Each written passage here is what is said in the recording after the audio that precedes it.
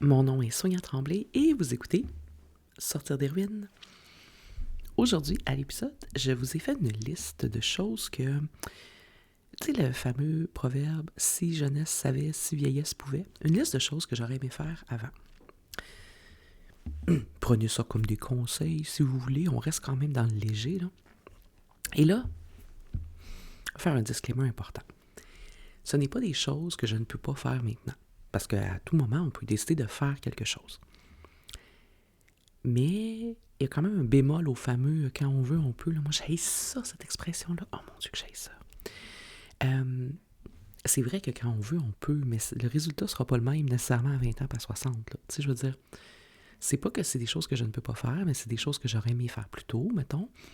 Parce que la vie, là, le niveau d'énergie quand tu vieillis, ou tu sais, le niveau de responsabilité, la vie, les aléas de la vie, OK? C'est pas pareil à un âge et à un autre. Moi, j'ai 46 ans. Ma vie est loin d'être terminée, on s'entend, là. Mais il y a des choses que j'aurais aimé, comme déjà avoir dans mes bagages. Tu sais, d'avoir mis ça plus tôt dans mon bagage, mettons. Parce que maintenant, ben, c'est moins dans mes priorités. Parce que maintenant, c'est ça, j'ai moins d'énergie.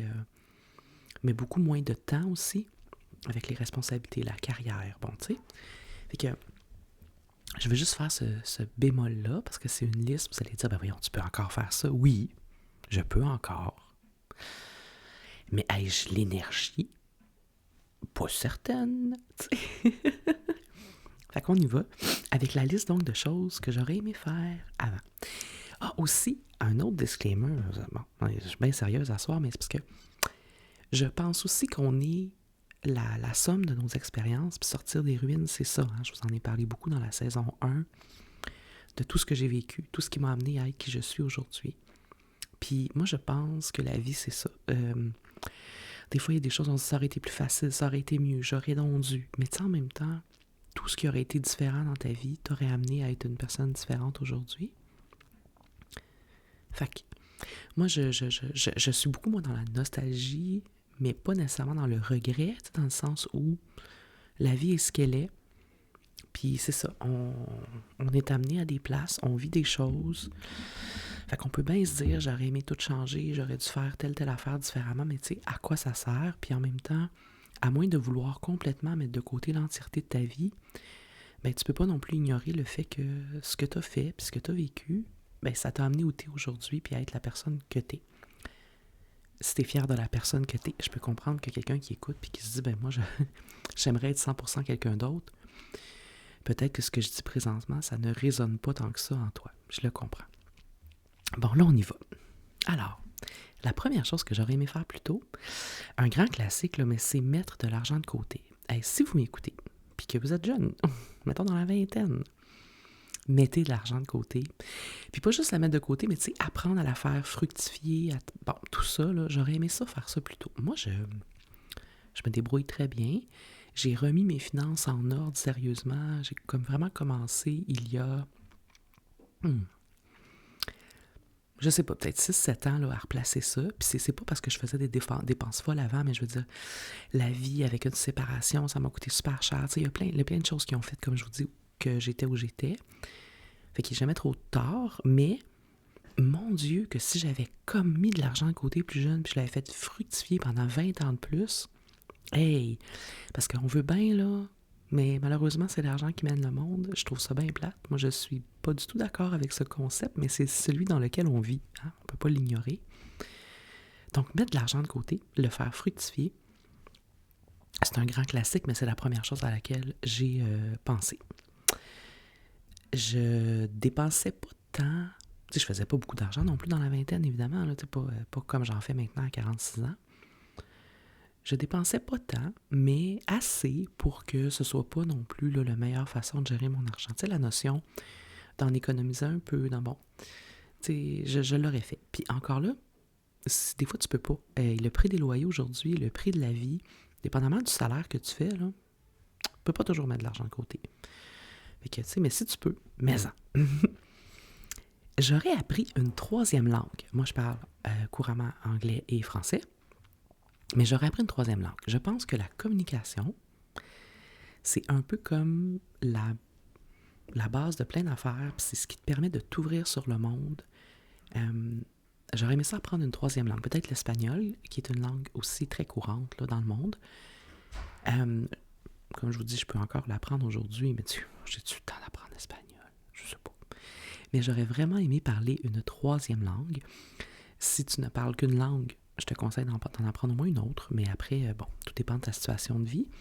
Puis dans le même ordre d'idée, sur ma liste, j'ai aussi... j'aurais appris le langage des signes.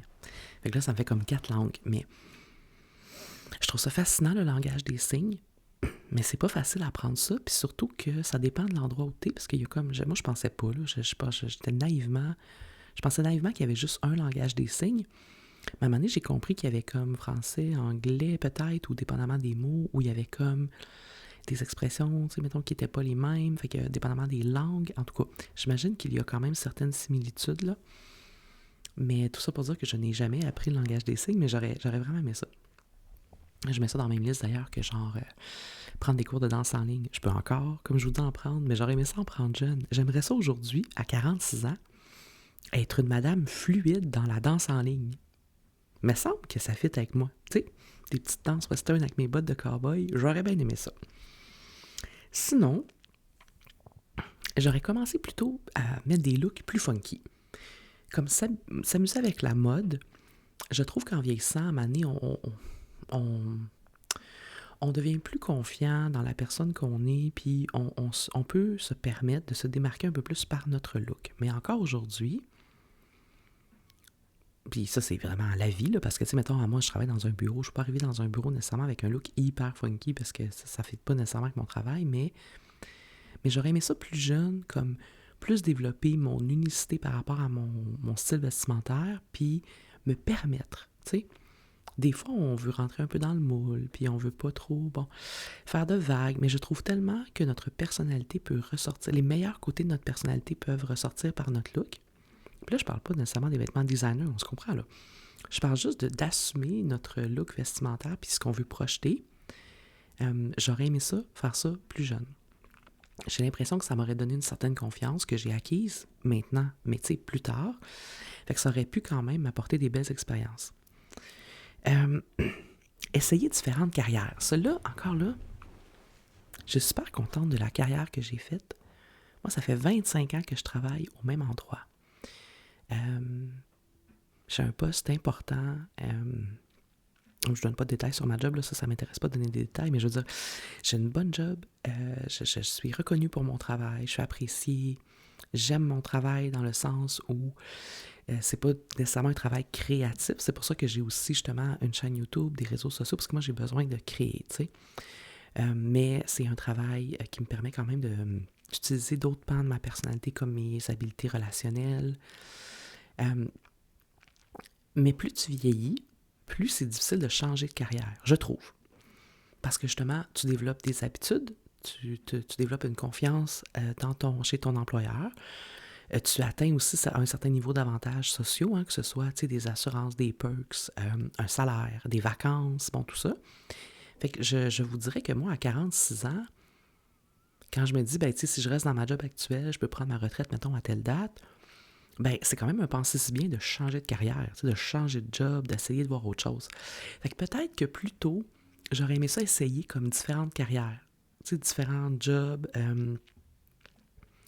de voir un peu plus ce que le marché du travail offre pour acquérir des expériences plus multiples, mettons. Fait que ça, je l'aurais fait. Après, est-ce que j'aurais été bien là-dedans? Je sais pas, parce que je suis quand même quelqu'un d'assez loyal, routinière, fait que peut-être que c'est pas pour moi non plus, puis c'est pour ça que ma vie a été placée comme ça.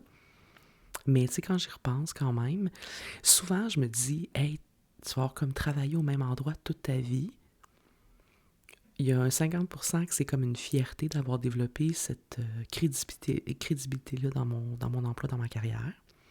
Mais il y a un autre 50% qui est comme, tu vas avoir travaillé à la même place toute ta vie. Tu sais, je suis comme toujours déchirée entre les deux. Fait que voilà, je sais pas si ça résonne pour vous aussi, là, mais en tout cas, moi, c'est ça. Puis je ne pense pas ça le faire. Après, on sait pas où la vie nous mène, là, mais je pense pas de changer de job ou de carrière, tu sais. Mais c'est quelque chose que j'ai souvent en tête, de me dire, plus tôt, j'aurais pu faire plus d'essais, j'aurais pu vivre plus de choses, tu sais, avant de m'ancrer pour de bon, mettons.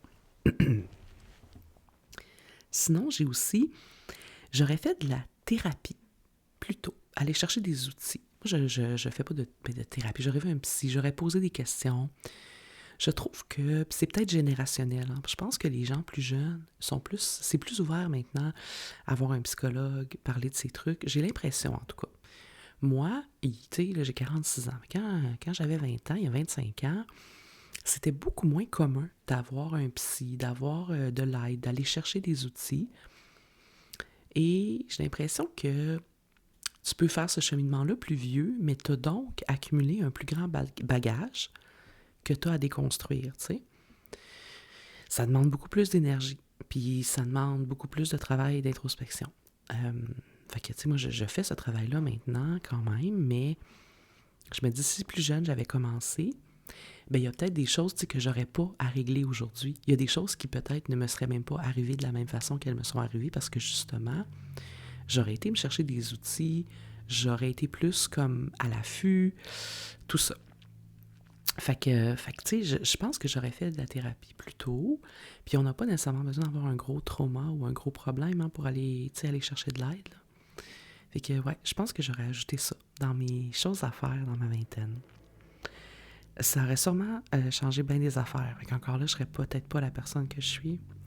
En tout cas, je serais sortie des ruines probablement beaucoup plus tôt. Sinon, j'ai quoi d'autre sur ma liste? J'aurais assumé plus mon côté d'ombre, mon côté imparfait.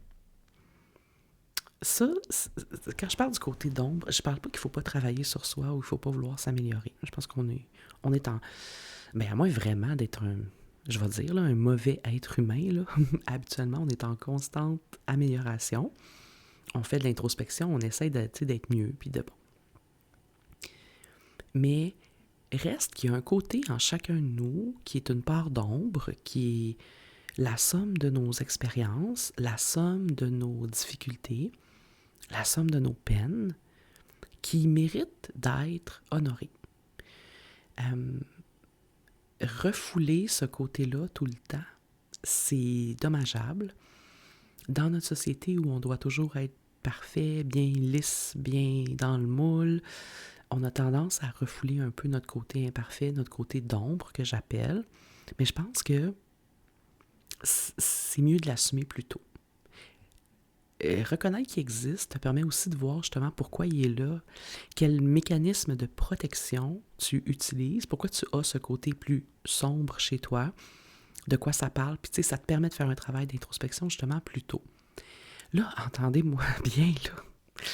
Quand je dis reconnaître son côté d'ombre, je parle pas si t'es un meurtrier, là, tu sais, ou un agresseur, ou une personne méchante, puis te dire « Ah, ben ça, c'est mon côté d'ombre, je l'assume, je fais de la peine à tout le monde autour de moi. » Ainsi va la vie. C'est pas ça que je veux dire. Le côté d'ombre, c'est souvent plus à l'intérieur de toi. Les choses que tu digères mal, les choses que tu ressasses sans cesse, les choses qui te confrontent, qui te rendent mal à l'aise. Tu sais, c'est ça le côté d'ombre. Les choses que tu fais pour les autres, mais que tu ne veux pas vraiment faire, tu sais, apprendre à dire non, assumer qu'il y a des choses qu'on décide de ne pas faire, ça, c'est le côté imparfait, le côté sombre dont je parle. Okay, je parle pas de... C'est ça, d'assumer que tu es un tueur en série, là. Tu sais, bon. Mais sans blague, le côté qu'on a en nous, qui est pas lisse, je trouve qu'on n'en parle pas. Puis c'est dommageable dans la société. Même dans les petites affaires. Tu sais, moi, je le vois là, sur les réseaux sociaux. Le contenu qui fonctionne le mieux, et je le comprends, c'est le contenu réel. C'est comme... moi, je parle de périménopause, je parle d'anxiété, je parle de la maison qui n'est pas toujours rangée. Tu sais, ça, c'est des affaires que tout le monde vit, là. Tu sais, à un moment donné, j'ai fait un post sur Instagram sur mes confessions sans importance, puis il y en a une, c'est « Je lave presque jamais mes planchers ». Ça a l'air con, hein? Mais encore aujourd'hui, là, t'es censé, tu sais... tu dis pas ça. Moi, je lave pas mes planchers, tu sais. Mais, mon Dieu, le nombre de personnes qui lavent pas leurs planchers. Tu sais, c'est comme...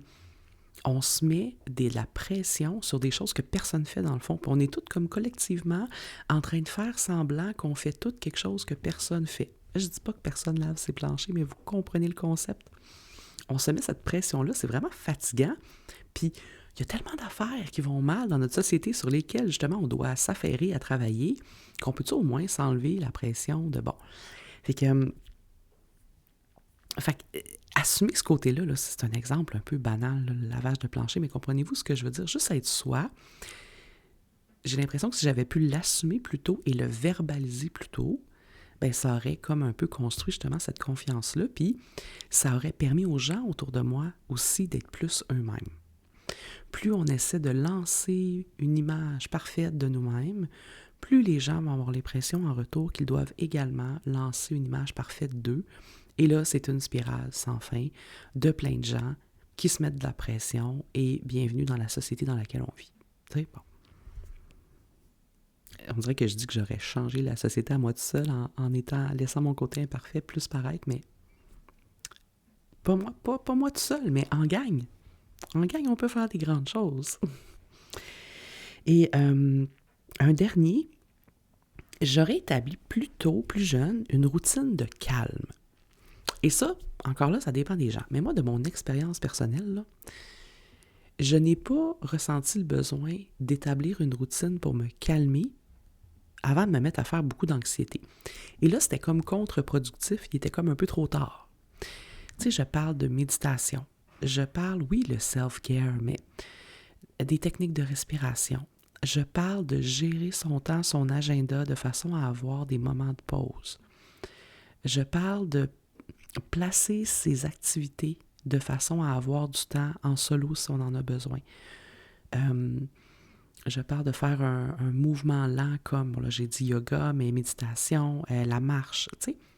J'ai commencé à faire toutes ces choses-là pour moi. Et puis même ma pratique sorcière, là, tu sais, que j'ai mis de côté pendant des années. Moi, je faisais ça quand j'étais jeune, puis à un moment donné, ça l'a arrêté, parce qu'encore une fois, la vie étant ce qu'elle est, et j'y suis revenue quand j'en ai vraiment ressenti le besoin. Mais il a fallu quand même que je me dérouille, tu sais, comme de ça. Fait que j'aurais aimé conserver cette pratique-là. Fait que tout, établir mon espèce de routine spirituelle et calme à moi, j'aurais aimé ça faire ça plus jeune pour qu'elle soit bien ancrée déjà au moment où j'en aurais peut-être eu besoin. Et je me pose même la question de savoir, en aurais-je eu besoin si je l'avais établi plus jeune? Je ne me serais peut-être pas retrouvée au point où j'étais, là, il y a, mettons, 2 ans, à un pic extrême d'anxiété, évidemment généré par la périménopause aussi, là. Et je ne me serais pas retrouvée aujourd'hui à devoir mettre énormément d'efforts pour réguler mon système nerveux, revenir à moi-même. C'est très difficile, tu sais, je vous en parle souvent. Fait que j'ai l'impression que si j'avais instauré ça plus tôt et que j'aurais conservé constamment dans ma vie ces moments-là de méditation, de respiration, whatever ce qui marche pour vous, ben, j'ai l'impression qu'aujourd'hui, peut-être que je ne serais pas dans l'état de stress dans lequel je suis, tu sais. Fait que ça aussi, c'est un conseil que je donne. Méditez, même quand vous n'en avez pas besoin. Faites du yoga, même quand vous n'en avez pas besoin. Faites des étirements, même quand vous n'en avez pas besoin. Parce que c'est justement un peu ça qui va vous éviter d'en avoir vraiment besoin et de devoir, là, tout à coup, tout réapprendre. Fait que, je sais pas si ça fait du sens. Ça fait-tu du sens, ma liste? Vous me direz dans les commentaires. Je suis curieuse de vous entendre. Évidemment, les gens qui sont sur Balado, vous ne pouvez pas commenter, puis là, vous devez rouler des yeux, mais sur YouTube, les gens peuvent commenter. Et c'est une des façons qui me permet de gérer justement mon stress, là. Malheureusement, j'ouvre les commentaires seulement sur YouTube parce que ça fait trop à gérer. Moi, j'ai TikTok, Instagram, Facebook, YouTube, Balado, puis Spotify. À un moment donné, je fais des choix. Fait que donc, les gens qui écoutent sur YouTube, j'ai hâte de vous lire. Je veux voir si ça résonne aussi pour vous, cette liste-là. Puis si vous avez noté des conseils, si jamais vous êtes plus jeune que moi, je serais bien curieuse de le savoir. Et que voilà, c'était ma liste des choses que j'aurais aimé faire plus tôt. J'espère que ça vous a plu. Puis il me reste juste à vous remercier d'être là à chaque semaine avec moi. Mon nom est Sonia Tremblay et vous écoutez Sortir des ruines.